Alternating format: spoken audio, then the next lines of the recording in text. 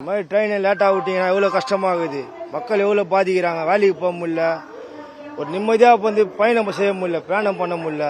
பரிசை டைம் இது, இந்த நேரத்தில் பண்ணோம் ஸ்டேஷன் கட்டுறேன் இது கட்டுறேன்னு சொல்லிட்டு ஏப்ரல் மாதம் பண்ணுங்க, ஏப்ரலுக்கு இது.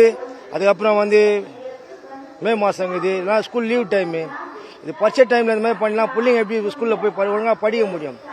பஸ் வசதி இல்லாதெல்லாம் என்ன பண்ண முடியும்? ட்ரெயின் வசதி தான் நம்பிக்கிறான். எக்மூர் போனோம், கோடம்பாக்கத்தில் படிக்கிறாங்க நம்ம பையன், கைதாப்பேட்டை போனோம்னா எப்படி போக முடியும்? இந்த மாதிரி பண்ணால் என்ன டைமு? ஸ்கூல் லீவ் டைமில் பண்ணுங்க.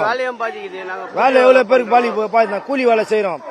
பஸ்ஸில் போனோமா ஒரு 30 ரூபா 40 ரூபா ஆகுது. இதில் போனால் 10 ரூபாயிலே போயிடும். நாங்கள் இங்கேருந்து ஆவடி வரைக்கும் போனோம். நாங்கள் ஆவடி போனால் 30 ரூபா 35 ரூபா 40 ரூபா ஆகுது. இதில் போனால் 10 ரூபாயில் முடிஞ்சிடும். ரிட்டர்ன் டிக்கெட்டோட வருவோம். நாங்கள் தவறான செயலில் பண்ணிக்கிறீங்க நீங்கள். இது வந்து அரசாங்கமாக கிடையாது. ஃபஸ்ட்டு நல்ல ஒரு நெறிமுறையை கொண்டு வாங்க. மக்களுக்கு பாதிப்பு இல்லாத ஒரு அரசாங்கம் நடத்தினா நல்லது அரசாங்கம் அது.